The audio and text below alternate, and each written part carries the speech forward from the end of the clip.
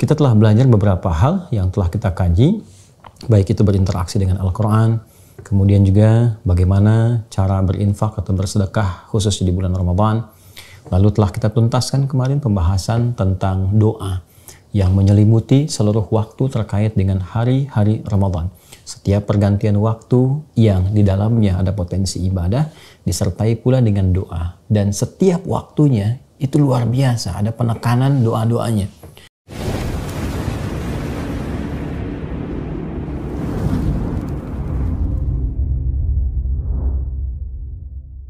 Assalamualaikum warahmatullahi wabarakatuh. Alhamdulillahi rabbil alamin. Wassalatu wassalamu ala rasulillahil karim. Nabiyyina Muhammadin al-amin wa ala alihi wa sahbihi ajma'in. Wa ba'd. Faya ahbaballahi wa ahbaba rasulihi sallallahu alaihi wasallam. Usi nafsi wa iyyakum bitaqwallahi faqad fazal muttaqun. Fala tamutunna illa wa antum muslimun. Faqala ta'ala Ya ayyuhalladzina amanu taqullaha haqqa tuqatih wa la tamutunna illa wa antum muslimun. Saudara-saudariku dimanapun Anda berada, bersyukur pada Allah Subhanahu wa Ta'ala kita kembali diberikan kesempatan untuk melanjutkan kajian kita. Semoga apa yang telah kita pelajari diberikan keberkahan oleh Allah Subhanahu wa Ta'ala sehingga mudah untuk dipahami dan diamalkan dalam kehidupan kita. Pun demikian kita bermohon kepada Allah semoga hamba-hamba Allah yang berkehidupan sampai dengan detik ini namun belum beriman diberikan kekuatan untuk beriman dan mampu bersyahadat sebelum wafat kembali pada Allah Subhanahu wa Ta'ala. Demikian juga bagi para pelaku maksiat semoga diberikan oleh Allah kekuatan untuk bertaubat sehingga mampu menata aktivitas lebih baik dibandingkan dengan hari-hari sebelumnya yang telah dilalui. Hari ini kita akan kembali melanjutkan bahasan kita untuk menyiapkan agenda inti Ramadan mengacu pada kurikulum Nabi Sallallahu Alaihi Wasallam dari 5 hal yang telah dicantumkan dalam buku kami tentang makna ayat puasa dan juga telah teman-teman miliki khususnya yang terhubung dengan Mira Ma'had Islam Rafia Akhir. Ada satu paket terkait dalam kurikulum pembelajaran. Kita telah belajar beberapa hal yang telah kita kaji, baik itu berinteraksi dengan Al-Quran, kemudian juga bagaimana cara berinfak atau bersedekah khusus di bulan Ramadan. Lalu telah kita tuntaskan kemarin pembahasan tentang doa yang menyelimuti seluruh waktu terkait dengan hari-hari Ramadan. Setiap pergantian waktu yang di dalamnya ada potensi ibadah, disertai pula dengan doa. Dan setiap waktunya itu luar biasa, ada penekanan doa-doanya. Jadi awal mula masuk Ramadan ada doa sendiri, saat malamnya qiyam ada doa sendiri, saat masuk waktu sahar ada spesifik permintaannya, dan saat menunaikan ibadah siam dari fajar sampai dengan maghrib itu pun demikian mengiringi ada hal-hal yang memang penekanannya di setiap waktu berbeda dengan waktu-waktu yang lainnya, dan itulah kemuliaan Ramadan. Nah sekarang kita akan kumpulkan semua itu menjadi ragam-ragam kebaikan, amal-amal mulia yang bisa dilakukan saat Ramadan. Dan ini yang menjadi kurikulum dari inti pembahasan kita menyiapkan agenda Ramadan. Peluang apa saja yang bisa kita kumpulkan yang dengan itu kita bisa rencanakan untuk dieksekusi di Ramadan yang akan datang. Latihan di bulan Sya'ban ini, alhamdulillah saat ini telah kita masuki di hari kedua bulan Sya'ban tahun 1443 Hijrah. Masih ada bentangan waktu yang cukup ke depan untuk menyiapkan diri, berlatih membiasakan amalan ini sehingga maksimal ditunaikan saat Ramadan nanti, insya Allah. Baik, kalau kita lihat di buku ini, kita telah bahas bagian pertama, kedua, kemudian kita lompat sejenak ke yang keempat dan gabungkan dengan yang kelima, istighfar itu dalam rangka bertakarub pada Allah Subhanahu wa Ta'ala. Sekarang kita akan kembalikan ke poin 3, seperti pernah saya ulas di jumpa video-video yang telah lalu. Mengapa kita lompat ke 4 dulu membahas tentang doa dan perpaduan dengan yang kelima dalam rangka bertakarub kepada Allah, memperbanyak istighfar. Kita kembalikan ke yang ketiga, yaitu bagaimana mengumpulkan semua ragam-ragam kebaikan yang mungkin kita hadirkan. Sekarang kita akan coba turunkan semua inti amalan yang mungkin dilakukan saat Ramadan dengan turunan-turunan cabangnya. Jadi dari yang pokok sampai ke yang cabang. Baik amalan yang berlangsung di malamnya, kan dimulai dengan malam kan? Ya, bertemu dengan maghrib, berlanjut ke lail kan? Ataupun juga nanti ke siangnya. Ya, nanti Nanti kalau simpelnya itu cuma dibagi dua, al-lail wan nahar, malam dan siang. Nanti batasnya ini dimulai dari pembukanya maghrib, ya, zulafam minal lail, itu dibuka dari maghrib ke isya, terus lail sampai ke waktu sahar. Nah, adapun nanti permulaan siangnya nanti diawali dengan ibadah siam, dimulai dari fajar sampai dengan ke maghrib lagi. Jadi kalau kita bicara siang, yang dipahami di sini bukan siang dalam pengertian zuhur, nahar, bukan. Tapi bentangan dari awal yang membuka amalan menuju siang. Dari mulai subuh, fajar, sampai terus berjumpa dengan maghrib kembali. Nah, dari perputaran ini, sehari semalam mencakup siang dan malamnya, kita akan keluarkan, ya kan, amalan inti, ya kan, yang terkait dengan Ramadan. Ini ya, yang bisa kemudian kita siapkan, dieksekusi nanti. Jadi, apa saja yang kiranya bisa kita lakukan saat Ramadan nanti, sehingga tidak ada kebingungan. Jadi begitu masuk ke waktunya, sudah masuk malam, kita tahu apa yang mau dikerjakan saat ini.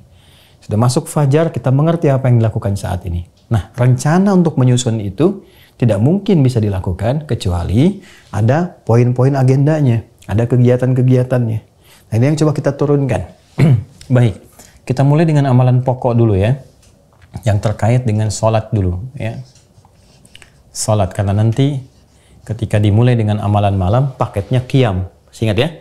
Jadi masuk nanti Ramadan saat maghrib, ya kan? Sudah mulai berpindah waktu, masuk satu Ramadan, kemudian masuk ke sholat isya, lalu dengan sunnahnya, dan dimulailah amalan qiyam setelah itu, qiyam. Dan terikat dengan hadis Nabi SAW, man qama ramadhana imanan wa ihtisaban ghufira lahu ma taqaddama min dzambi. Siapa yang menunaikan qiyam khusus di malam-malam Ramadan, dilakukan dengan keimanan, ikhlas karena Allah Subhanahu wa Ta'ala, kemudian disertai dengan muhasabah, mengoreksi diri, ada ketulusan di dalamnya, berpotensi diampuni dosa-dosa yang pernah ia kerjakan selama hidupnya sampai detik itu. Dan diajarkan kita doa yang sangat viral, telah kita bahas, kan? Allahumma innaka afuwun karim tuhibbul afwa fa'fu anni. Dan diharapkan boleh jadi malam yang kita jumpai bertepatan dengan malam Al-Qadar. Nah, jadi ini amalan inti yang pertama, salat ya. Baik itu yang terkait dengan fardunya, kalau ini yang pokok ya teman-teman. Jadi baik Ramadan ataupun di luar Ramadan, yang pokok, yang fardu tidak berubah, yang 5 waktu itu. Dan nilainya bertambah saat Ramadan. Ingat ya, nilainya bertambah saat Ramadan. Jadi itulah kemuliaan waktu dan tempat. Berbeda antara kita mengerjakan satu amalan di waktu biasa dengan waktu istimewa, di tempat biasa dengan tempat yang istimewa. Al-Masjid Al-Haram itu tempat istimewa, Masjid Nabawi tempat istimewa, Masjid Al-Aqsa tempat istimewa. Salat yang dilakukan di Masjid Al-Haram dengan misal di Indonesia, taruhlah di Bekasi, di sini ada Masjid Al-Ihsan misalnya, kan? Nilainya berbeda. Di Masjid Al-Haram sekali sholat itu berpeluang mendapatkan 100.000 kebaikan. 100.000 kali nilainya. Jadi kalau saya misal sholat di Masjid Al-Ihsan, misal di Bekasi, subuh, maka berapa yang didapatkan? Sekali sholat berpeluang 10 pahala, 10 kebaikan. Dikerjakan berjamaah kali 27 kali lipat. Ya? Di Masjid Al-Haram nilai sholat saya itu 100.000 kali dibandingkan dengan yang dikerjakan di sini. Jadi kalau saya berkesempatan sholat subuh di sana, itu sama dengan 100.000 kali yang saya kerjakan sholat di luar Masjid Al-Haram. Ya? Baik ke Masjid Nabawi nanti mulia juga. Nilainya tinggi juga 10.000 kali. Ke Masjid Al-Aqsa 1.000 kali nilainya. Ya? Nah ini yang mau saya katakan, di tempat tertentu yang istimewa karena ada tujuan-tujuan tertentu. Di kemuliaan satu tempat bukan ingin mengkultuskannya, tapi mengambil aura kebaikan di tempat itu supaya ditebarkan ke setiap tempat yang lainnya. Sehingga seakan-akan ketika Anda berada di Masjidil Haram, belajar dengan baik, membiasakan dengan mulia, sehingga ketika keluar kembali ke tempat masing-masing merasakan suasana masjid dimanapun itu seperti gairahnya seperti ke Masjidil Haram. Artinya semangat meningkatkan ibadahnya, itu yang dimaksudkan. Nah sama dengan waktu-waktu tertentu juga. Kan? Terkait dengan ibadah, suasananya berbeda. Sholat fardu 5 waktu ditunaikan di hari-hari biasa seperti Sya'ban saat ini misalnya. Berbeda dengan Ramadan, ketika masuk Ramadan pahalanya berkali lipat lagi, ya kan? Nah, seperti hadis-hadis yang pernah kami utarakan sebelumnya. Jadi ada potensi yang sangat besar. Karena itu jangan dianggap ini satu hal yang biasa, sekalipun kita biasa menunaikan 5 waktu dalam sehari, tapi Ramadan berbeda tinjauannya. Suasananya lain. Karena itu jaga selalu sholat ini yang fardu bertambah kualitasnya. Ya, kualitas. Kalau kuantitas tidak mungkin, karena tetap 5 waktu dan 17 rakaat. Tidak akan menjadi misalnya kalau Ramadan saking ingin semangatnya subuh jadi 3 rakaat. Tidak, tetap dia 2 rakaat. Rumusnya tetap 2-4-4-3-4. 2 subuh, 4 zuhur, 4 asar, 3 maghrib, dan 4 isya. Cuma kualitas bisa kita tingkatkan. Dari yang sendirian misalnya kan munfarid. Ya. Ada umumnya, walau tidak selalu misalnya dalam kegiatan harian di luar Ramadan, kadang dikerjakan sendirian, naikkan dengan berjamaah. Nih, kualitasnya naikkan. Jamaahnya kalau ingin dinaikkan lagi, naikkan levelnya. Saya tunaikan di masjid. Nah, dan Masya Allah gairah penunaian salat berjamaah di masjid selama Ramadan, sepanjang pengalaman kami berinteraksi di Indonesia ini Masya Allah, sampai di kantor-kantor pun dorongannya itu sangat kuat. Ya, sampai di zuhur pun ada kultumnya, kan? Ya, ada ceramah tertentu dengan durasi tertentu, itu semangatnya cukup tinggi. Bahkan ada di suasana kantor tertentu itu malamnya masih ada yang tilawah, Masya Allah. Ya, semoga Allah muliakan ya, dan berikan pahala melimpah kepada orang-orang yang memfasilitasi itu semua. Ya, dan memberikan kebijakan-kebijakan, memanfaatkan kedudukan jabatan untuk berbuat yang baik, yang memfasilitasi kemuliaan. Kan kalau secara spiritual baik, pasti akan terbawa dalam kegiatan, rutinitas harian, termasuk di pekerjaan. Teman-teman sekalian ya, jadi yang 5 waktu, karena nilai pahalanya bertambah saat Ramadan, maka naikkan kualitasnya. Ini dia, dari yang sendirian ke berjamaah, dari yang berjamaah, nih, naikkan levelnya sedapat mungkin, tunaikan di masjid. Dari sekian banyak yang bisa kita lakukan. Kemudian, keluarkan semua yang nafilah. Ya, nafilah. Jamaknya nawafil. Nawafil. Nafilah jamaknya nawafil. Hukumnya disebut dengan sunnah. Jadi sunnah itu hukumnya, kan? Namanya yang ditunaikan itu nafilah. Jamaknya nawafil. Untuk membedakan dengan yang fardu, ini berhukum sunnah. Ini tambahan dari yang pokok. Ya, menyempurnakan yang pokok. Jadi ini tambahannya, penyempurna dari yang pokoknya disebut apa? Nafilah. Jamaknya nawafil. Hukumnya sunnah. Nah, ini sekali lagi, timbangannya selalu momen yang spesial. Karena momennya spesial, Ramadan, berbeda.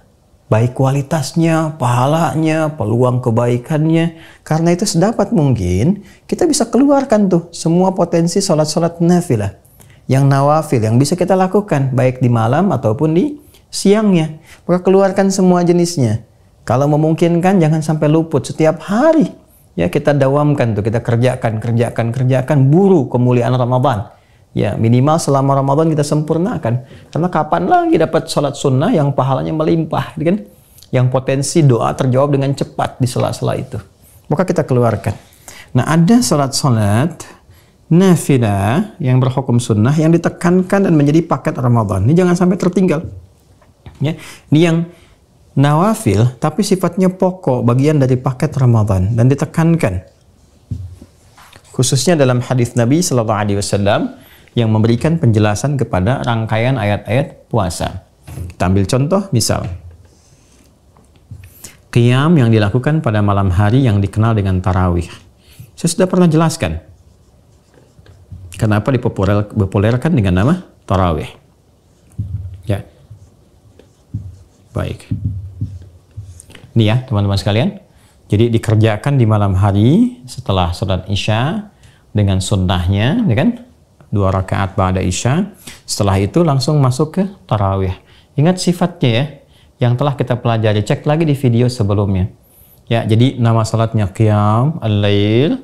Tapi ingat, sifatnya ditunaikan dengan tarawih, jamak dari kata tarawihah, yang tenang, yang nyaman, yang memberikan sentuhan kepada jiwa, pengaruh kepada hati.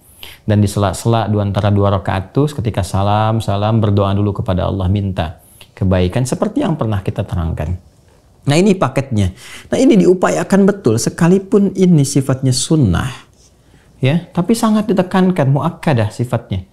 Dan jadi paket bagian dari rangkaian ibadah Ramadan. Dapat mungkin jangan sampai ditinggalkan, karena ini ada hadis spesifik yang memberikan penekanan kuat dengan pahala, dan bukan sekedar pahala, bonus ampunan dosa, gitu kan? Pahala yang sangat besar dan berpengaruh untuk menyempurnakan ibadah siam di siang harinya. Seperti pernah saya uraikan. Karena itu maksimalkan ini, jangan luput di setiap malam. Hati-hati. Karena saya ingatkan dari sekarang sebelum masuk ke Ramadan. Ya, seringkali terjadi nanti teman-teman sekalian, kita dapati suasana-suasana yang grafiknya bukan naik tuh. Ya, kadang-kadang turun, bahkan terus menurun sampai ke puncaknya menjelang Idul Fitri itu. Nah, ini jangan terjadi lagi. Karena belum tentu kita dapatkan Ramadan di tahun yang akan datang. Ingat ya, jadi malam pertama sama dengan pertengahannya terus sampai dengan akhirnya. Maksimalkan ini, ya, ibadah tarawih ini.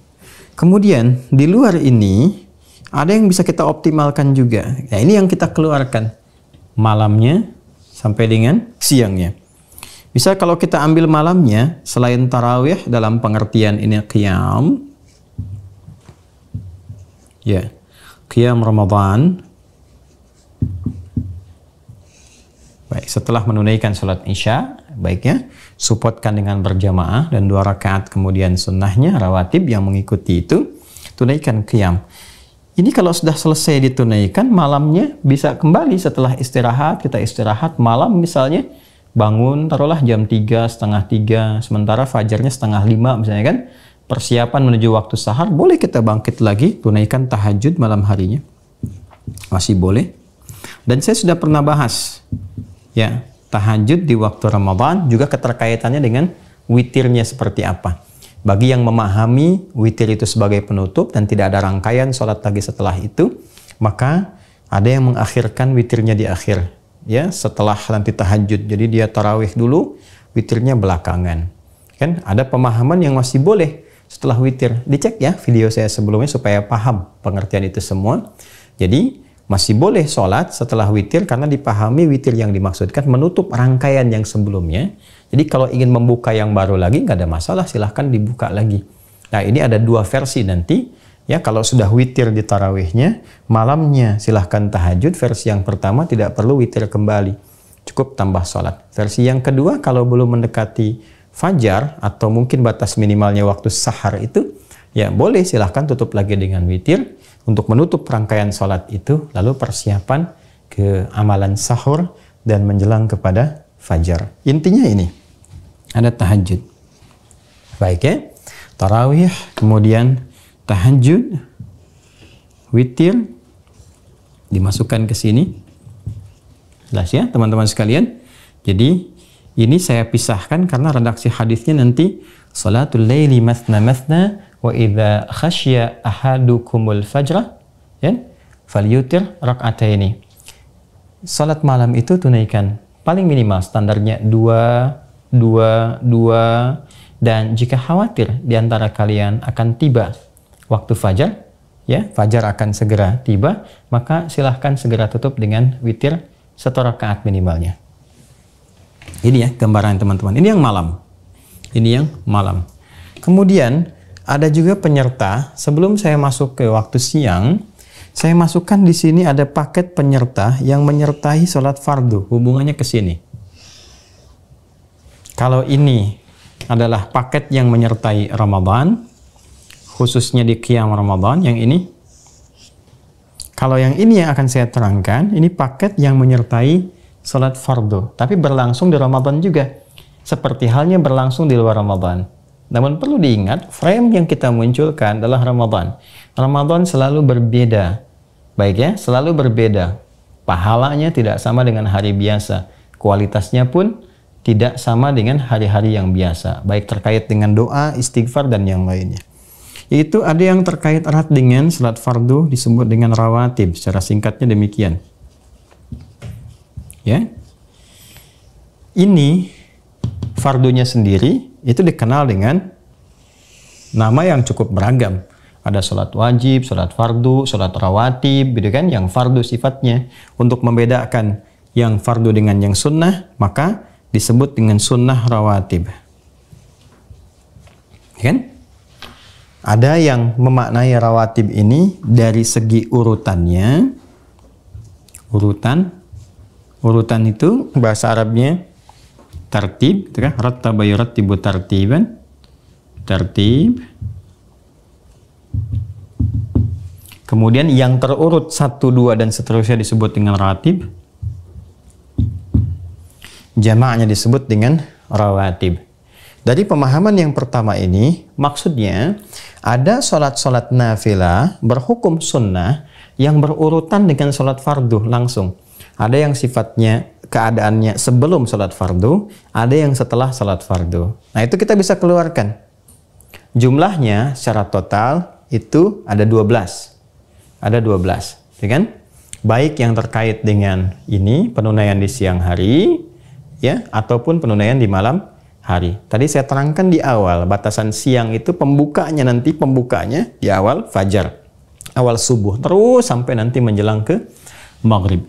Jadi kalau kita hadirkan di sini hadisnya dari Nabi sallallahu alaihi wasallam, man shalla isnatay asyrata rak'atan, siapa yang salat 12 rakaat, ya kan? Mengiringi salat fardunya siang dan malam. Baik ya. Apa saja itu kalau mau kita rincikan sesuai dengan urutan waktu? 2 rakaat sebelum subuh. Nah, jadi waktunya setelah azan berkumandang, Allahu Akbar, masuk waktu subuh. Ya kan? Selesai azan, karena kita jawab dulu, berdoa. Nah, ini tunaikan tuh 2 rakaat. Ya kan? Sebelum salat fardunya. Ini yang dikenal dengan 2 rakaat sunnah fajar. Ya, atau kadang disingkat dengan 2 rakaat fajar. Yang dimaksud adalah salat sunnahnya. Dan masuk kategori rawatib. Urutannya sebelum fardunya. Nah, sebelum disebut dengan qobla, maka sering disingkat dengan qobliyah. Itu kan? Baik. Ini punya keistimewaan sendiri. Rakaat al-fajri khairum minad dunya wa ma fiha. 2 rakaat sunnah itu yang ditunaikan sebelum salat subuh, itu nilainya di sisi Allah lebih baik daripada dunia dan seisinya. Masya Allah. Dapat apa itu lebih baik daripada dunia dan seisinya? Nanti kita lihat saat kembali kepada Allah. Dan ini hati-hati ditunaikannya Ramadan. Jangan tinggal. Jadi selain Ramadan saja, begitu dikuatkan, dimotivasi untuk mendapatkan ini. Apalagi saat Ramadan. Ya. Kemudian arba'an qabla dhuhri. 4 rakaat sebelum zuhur. Sebelum zuhur. Teknisnya bisa 2 rakaat. Jadi tunaikan 2 rakaat, kemudian salam, tunaikan 2 rakaat lagi, kemudian salam. Bisa langsung 4 rakaat. 4 rakaat, kemudian salam. Ya, ditengahi dengan tahiyat. Karena setiap sholat yang lebih daripada 2 rakaat, itu umumnya menggunakan tahiyat. Karena batas standar paling minimal sholat, selain sholat witir itu 2 rakaat. Ya. Karena witir itu penutup, maka menjadi ganjil. Jelas ya? Ini teman-teman. 4 rakaat sebelum zuhur. Kemudian 2 rakaat setelahnya. 2 rakaat setelah. Ya. Setelah itu bahasa Arabnya ba'da. Ya. Ba'da. Jadi ada salat ba'diyah. Sebelum qabla, setelah ba'da. Jadi kalau sudah pakai ba'da, jangan pakai setelah lagi. Atau kalau ada kata setelah, jangan pakai ba'da lagi. Ya. Nanti kita ketemu di Masjid Al-Ihsan ya. Kapan? Nantilah setelah ba'da asar. Nah, itu kebanyakan. Kebanyakan. Ba'da itu artinya apa? Setelah. 2 rakaat setelah zuhur. Jelas ya? Baik. Nah, kalau biasanya sholat-sholat sunnah terkait kalau mampu dilakukan di tempat berbeda, misal kalau dekat rumahnya dengan masjid, lakukan di rumah. Baru kemudian fardunya di masjid. Kalau dekat dengan masjid. Kalau jauh ya lakukan di masjid. Ya, ini maksudnya apa? Supaya banyak tempat-tempat sujud yang pernah kita gunakan untuk ibadah dan bersaksi di akhirat saat kembali kepada Allah Subhanahu wa ta'ala, kan? Nanti di situ ada tapak-tapak bekas kita beribadah dan itu ada keberkahan di dalamnya, ada keberkahan. Kemudian raka'ataini ba'dal maghrib, 2 rakaat setelah maghrib. Ya. Lalu 2 rakaat raka'ataini ba'dal isya, setelah isya. Nah, ini dia. 2 sebelum subuh, 4 sebelum zuhur, 2 setelah zuhur, 2 setelah maghrib, 2 setelah isya. Bila kita jumlahkan 2 tambah 4 6 tambah 2 8 tambah 2 10 tambah 2 12. Ini jumlahnya berapa? 12. Siapa yang bisa konsisten menunaikan ini selama hidupnya, maka Allah akan memberikan satu apresiasi yang tinggi, membangunkan untuknya satu istana, satu rumah di tepian surga. Masya Allah, ya, sangat luar biasa. Dan umumnya komen para sahabat setelah menerima ini, baik di lingkar keluarga Nabi SAW ataupun sahabat terdekat Rasulullah, itu langsung komen pertamanya setelah mendengar berita ini, ya, mereka kemudian memberikan perhatian khusus dan tidak meninggalkan ini, ya, selama ada kemampuan sampai mereka wafat. Nah, khusus yang ini sebelum zuhur, yang 4 rakaat ini, kalau kita melihat versinya Ibnu Umar radhiyallahu taala anhuma dan meriwayatkan pula tentang hadis yang sunnah rawatib ini, maka ada riwayat ini 2 rakaat. 2 rakaat. Jadi jumlahnya kalau dijumlahkan 2 tambah 2 tambah 2 tambah 2 tambah 2, 2 kali 5 10 jumlahnya. Ya. Nah, kalau kita gabungkan keduanya, 2 riwayat antara yang 4 dengan yang 2, maka ditemukan kalau mampu lakukan 4 rakaat, ya kan? Kalau terbatas waktunya, cukupkan dengan 2 rakaat, tidak ada masalah. Baik ya, dipahami ya. Jadi yang diutamakan kalau mampu ini 4, kalau tak sampai ke 4, 2 rakaat. Ya, ini sering ditemukan kadang di kantor, suasana terbatas dan sebagainya, maka silahkan disesuaikan dan tidak perlu terburu-buru. Ngejar waktu sampai pengen 4 tapi nggak khusyuk, itu tidak baik. Ya? Karena ada juga riwayat yang menyebutkan 2. Nah, ini kalau kita bagi silahkan ditempatkan. Yang siang yang mana? Oh, yang ini masuknya nih. 1, 2, ini kan 3. Ini masuk wilayah siang. Adapun kalau sudah masuk ke maghrib, ke isya, ini masuk wilayah ke sini, antar malam. Jelas ya? Nah, ini dulu yang rawatib ya teman-teman sekalian, yang mengiringi salat-salat fardu bersamaan. Dan ini punya fungsi kalau kita lihat di hadis sahih, ini diantara fungsinya melengkapi nanti yang kurang-kurang di salat fardu. Jadi kalau amalan salat pertama dihisab itu nggak sempurna yang salat fardunya, itu dicari amalan sunnahnya. Ya, diperintahkan oleh Allah kepada malaikat untuk bisa disempurnakan dengan amalan sunnah. Dicek tuh, lihat, cek, sempurnakan. Nah, kemudian teman-teman sekalian, nah ini ada juga yang memahami disebut rawatib masih bentuk jamak dari kata ratib, tapi lebih kepada nilai tambahan pahalanya, bonus. Jadi kalau yang pemberian pokoknya disebut dengan ajrun, ya, bonusnya ini ratib.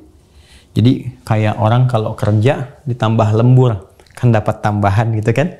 Nah, jadi orang-orang yang menunaikan ibadah pokoknya ditambah dengan sunnahnya yang berurutan baik sebelum atau setelah salat fardu, maka dia mendapatkan tambahan bonus pahala, bonus penyempurna. Karena itu disebut dengan rawatib, jamak dari kata ratib dengan pemaknaan yang kedua mengacu kepada penambahan bonus pahalanya. Ya. Tidak ada persoalan mau diartikan yang pertama atau yang kedua, intinya ada salat-salat berhukum sunnah, sifatnya nafilah, mendampingi salat-salat fardu baik sebelum atau setelahnya. Kemudian ada salat mutlak juga. Mutlak, ya, yang sifatnya tidak beriringan langsung atau berurut langsung dengan salat fardu baik sebelum atau setelahnya. Ada yang memang dekat waktunya dengan salat-salat fardu, ada yang terikat tidak terlampau dekat dengan itu tapi cukup jauh waktunya. Ya, jadi ada yang terikat dari segi pendampingannya dekat dengan salat fardu seperti halnya rawatib, tapi ada juga yang waktunya terpisah cukup jauh. Ya, tapi itu bisa ditunaikan dan ada contoh-contohnya, iringan dalilnya, baik isyaratnya di Al-Quran ataupun prakteknya langsung dalam hadis-hadis Nabi Sallallahu Alaihi Wasallam. Yuk kita bedah antara siang dan malamnya teman-teman sekalian. Misal yang tidak diikat dengan waktu sama sekali. Ya, misalnya ada sholat sunnah wudhu. Ya, setiap selesai wudhu, kalau Anda ingin sholat sunnah, boleh silahkan lakukan sholat sunnah wudhu. Misal tahiyatul masjid. Ya, tahiyat masjid. Tahiyat masjid itu nama bagi sholat sunnah yang ditunaikan. Ya, setiap 2 rakaat. Bahkan ada yang tidak membatasi dengan nama sunnah. Pokoknya setiap 2 rakaat yang dilakukan pertama kali masuk masjid sampai dia duduk dengan niat i'tikaf misalnya, itu disebut dengan tahiyatul masjid. Salat apa saja. Ya. Ini berdasar keterangan Nabi sallallahu alaihi wasallam. Idza dakhala ahadakumul masjidah fala yajlisa hatta yusalli rak'atain. Fala yajlis hatta yusalli rak'atain. Jika satu di antara kalian masuki masjid berniat untuk i'tikaf duduk, kan? Maka jangan langsung duduk, kecuali coba mulai dengan sholat dulu sunnah 2 rakaat. Nah, sunnah yang dimaksudkan di situ tahiyatul masjid. Bentuknya bisa apa saja. Ya, kalaupun tidak ada sholat spesifik misalnya, taruhlah semacam sholat duha kah, atau terkait dengan ini qabliyah ba'diyah kah, kan? Sepanjang dia masuk ke masjid memulai dengan itu sifatnya sudah tahiyatul masjid. Kalau tidak ada sama sekali, dia pengen ke masjid saja, pengen i'tikaf, pengen baca Quran, dia wudhu, dia datang, dia boleh tunaikan langsung dengan niat tahiyatul masjid. Jelas ya? Ini nggak diikat dengan waktu. Kemudian ada yang terkait dengan waktu yang dekat dengan sholat tertentu. Misal, kalau di sini kita temukan subuh, zuhur, kemudian ini zuhur lagi, maghrib, isya. Asarnya belum ada. Ya? Maka di asar itu ada yang mengiringi sholat asar.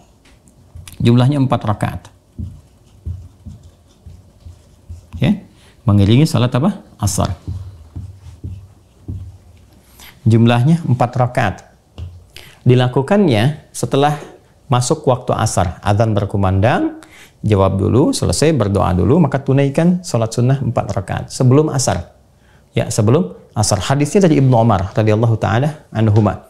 Nabi SAW pernah bersabda, rahimallahu mara'an shalla qabla al-asri arba'an. Allah merahmati seorang hamba yang mampu menunaikan salat sunnah 4 rakaat sebelum asar. Jelas ya? Nah, jadi ini boleh dilakukan 4 rakaat, bisa 2 rakaat, 2 rakaat, teknisnya seperti yang ini, yang zuhur. Atau juga ya bisa langsung 4 rakaat secara sekaligus. Ada yang memahami kalau tak mampu 4 sebelum zuhur, itu yang dilakukan sebelum asar itu. Ada yang memahami demikian.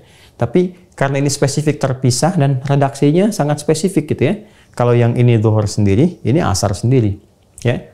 Nah, jadi teman-teman sekalian, ini 4 rakaat bisa dilakukan sebelum asar. Kemudian antara adzan dengan iqamah.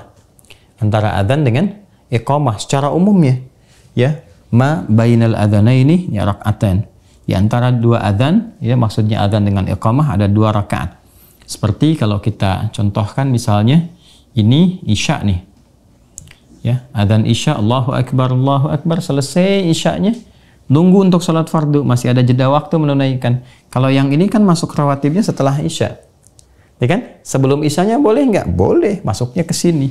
Masuk pada keumuman hadis 2 rakaat di antara adzan dan iqamah. Jadi ya? Baik, apalagi misalnya ya, ada salat duha. Duha. Nah, salat duha ini teman-teman sekalian, waktunya terbentang. Waktunya terbentang. Dari mulai matahari telah melewati batas terbit. Jadi begitu terbit, ya itu di masyrik, timur terbit. Nah, dari pas matla, tulu'a, ya tempat terbitnya itu mulai terbit, dia mulai bergeser tuh. Ya kalau di bayangan itu 1 tombak ya, bayangan awalnya itu sudah mulai 1 tombak. Ya kalau diukur kurang lebih 15 menit lah setelah di batas terbitnya 15 menit dia bergeser. Ya itu sudah masuk awal duha. Pergeseran sekurang lebih 15 menit dari waktu terbit misal ya. Misal kalau subuh sekarang misalnya 4:30 gitu kan. Ya, terus nanti waktu terbitnya jam 6 kurang 1/4 misal saja. Nah, ambillah 15 menit dari situ. kurang lebih nanti jam 6. Ya, kurang lebih dapatnya jam 6. Jadi kalau kita mau ambil amannya 1,5 jam setelah subuh lah kurang lebih ya. Nah, itu sudah mulai masuk awal duha. Nah, pergeseran matahari dari tempat terbitnya kepada waktu pertama di duha ini, itu yang disebut dengan isyraq namanya. Isyraq, ya, keadaannya disebut dengan syuruk. Yang disebut dengan salat syuruk. Jadi syuruk itu awal duha. Oh, pahalanya besar sekali nih. Ya, pahalanya besar. Man sholal ghadata fil jama'ati, siapa yang menunaikan salat subuh ya, kemudian secara berjamaah, ada redaksi lain fil masjid, ya kan? Ditunaikan di masjid. Kemudian setelah itu dia duduk berzikir, tsumma yaqudu yadhkurullah. Dia duduk berzikir pada Allah Subhanahu wa taala. Zikir tuh banyak amalannya. Bisa baca Al-Qur'an, ya kan? Bisa menyimak ta'lim misalnya, bisa ya kalimat thayyibah, bisa berdoa dan sebagainya. Sampai tiba awal duha yaitu syuruk. Nah, kemudian dia salat, tsumma yusalli rak'atain, kemudian dia salat 2 rakaat, fa kana 'alaihi ka ajri hajjin wa umratin. Maka dia mendapatkan pahala bisa senilai haji dan umrah. Ya, sempurna, bukan berarti sudah haji atau sudah umrah, tidak. Tapi pahalanya ada nilai yang sangat besar di dalamnya. Ini awal duha. Jumlah standar penunaiannya 2 rakaat. 2 rakaat. Ya.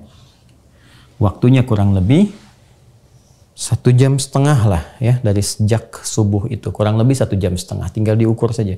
Jadi kalau misalnya subuh sekarang 4:30, maka kurang lebih jam 6. Batas amannya seperti itulah.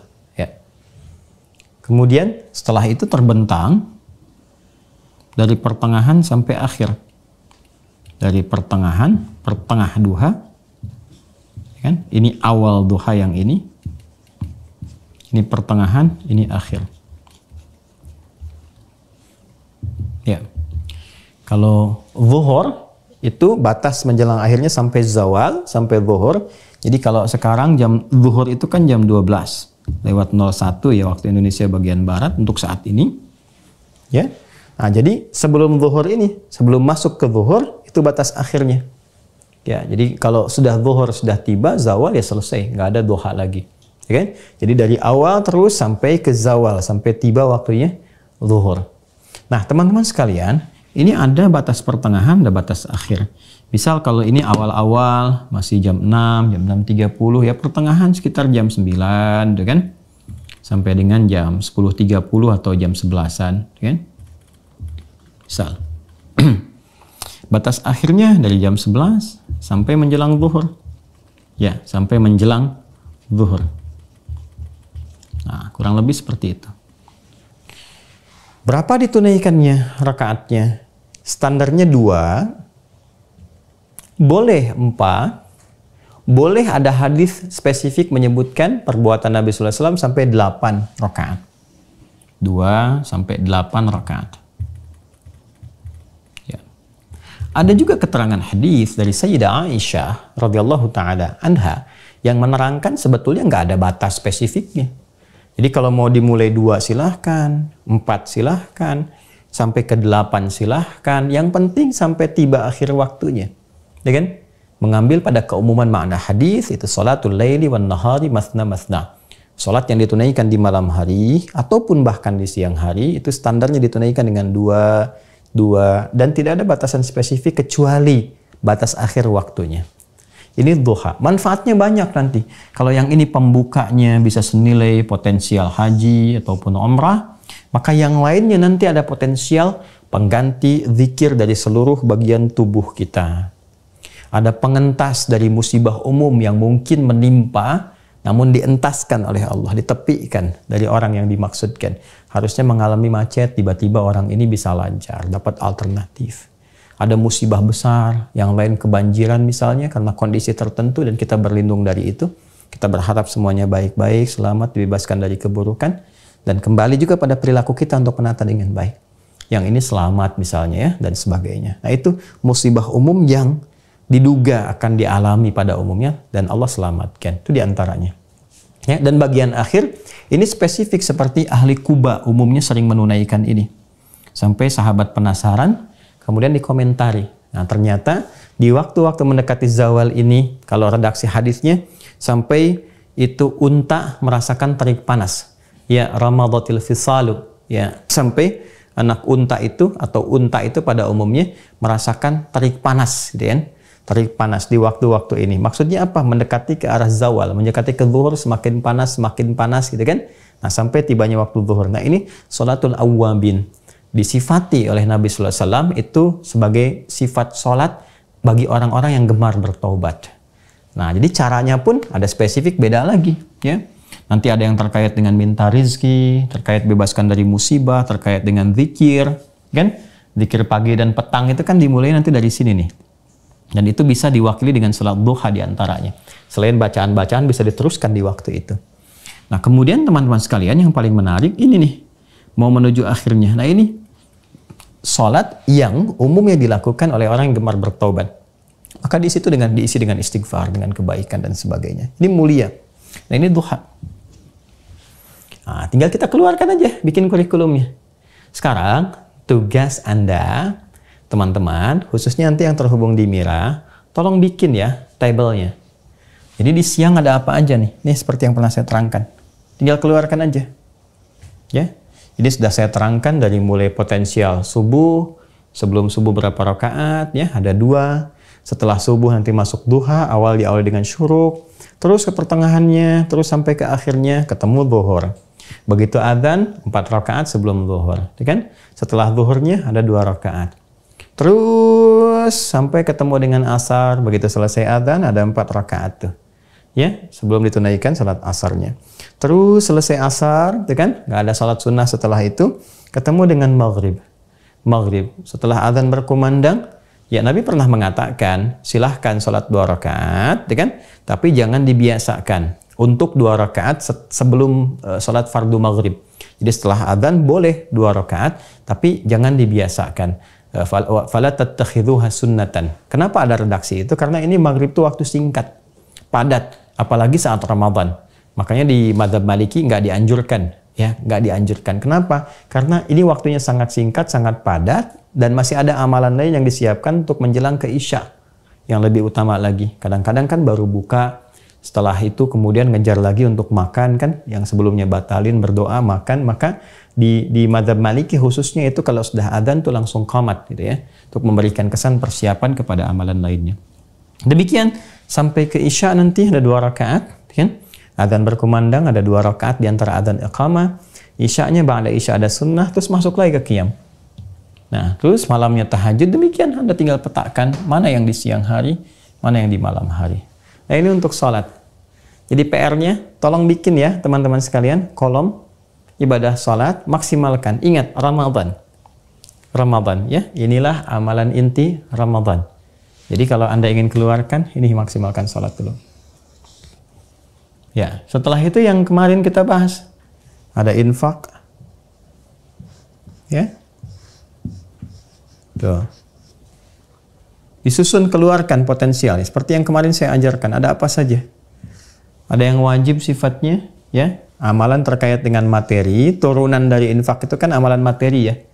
Ada yang sifatnya nanti zakat, ya. Sifat zakatnya disebut dengan sedekah, khudz min amwalihim shadaqatan tutahhiruhum wa tuzakkihim biha. Ada yang spesifik nanti zakat fitri, ya. Ini kan mal, ada yang fitri nanti disebut dengan fitrah juga, ya. Kalau fitri itu materinya, hal yang memungkinkan untuk disupportkan kepada makanan untuk dimakan. Kalau fitrah itu nilainya, pengaruhnya kepada akhlak untuk membersihkan jiwa dan seterusnya. Kemudian nanti ada apa lagi misalnya? Ada yang terkait dengan support makanan misalnya. Ya, dan sejenisnya. Bisa pakaian misalnya yang layak, apa saja yang kira-kira bisa dilakukan. Ini baru jenisnya teman-teman sekalian. Nah, kemudian yang harus dilakukan, siapa golongan yang berhak menerima? Nah, dari sekarang. Jadi petanya dari sekarang, lingkungan terdekat dulu siapa tuh? Dan cari potensinya yang jariah tinggi. Atau yang kira-kira banyak mengalirkan pahala bukan hanya Ramadan, pasca Ramadan pun ada peluang dari itu semua. Ya, nanti dari sini kalau ini kan zakat sudah diikat kewajibannya pada siapa saja. Nanti ada infak yang sifatnya sunnah. Ini kan ada juga yang terkait dengan uang misalnya, ya, belum disebutkan. Ada pakaian, ada makanan dan seterusnya. Yang 5 golongan yang pernah saya sampaikan masih ingat Al-Baqarah ayat 215, kan?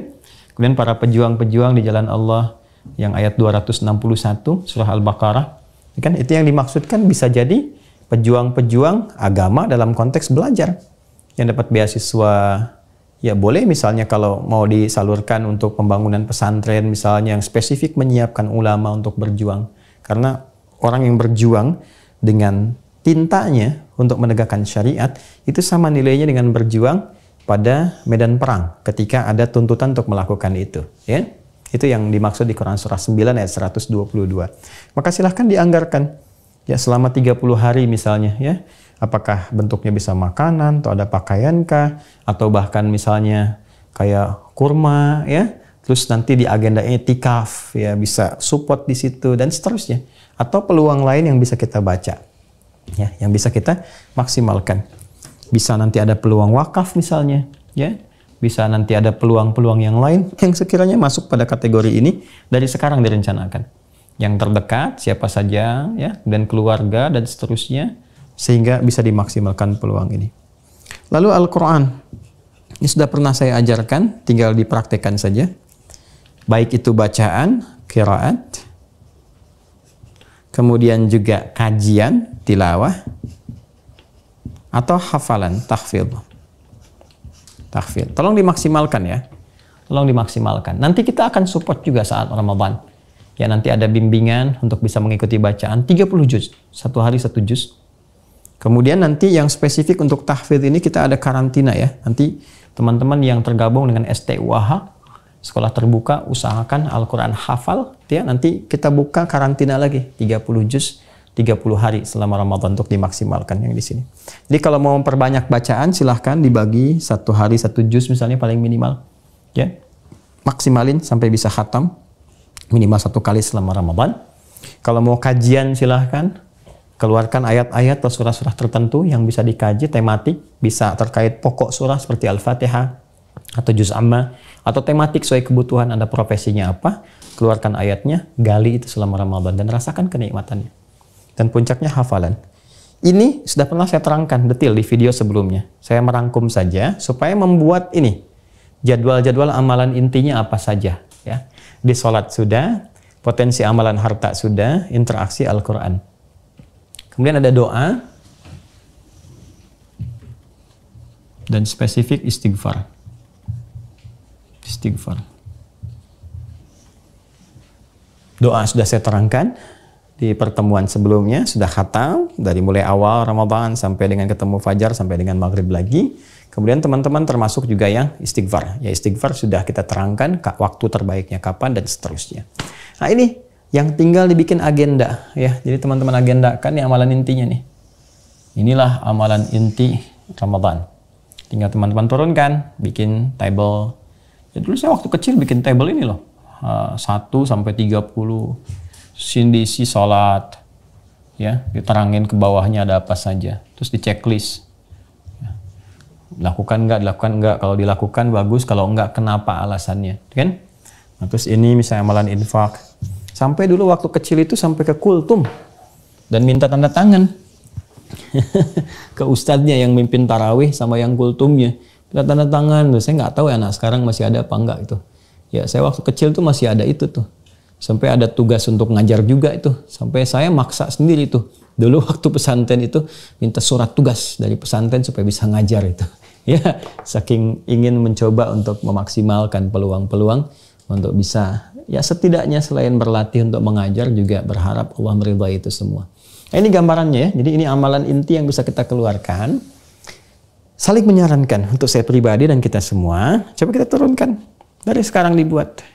Ya makanya kita kasih buku catatan tuh kan. Catatan penuntut ilmu tuh. Catat dulu ini.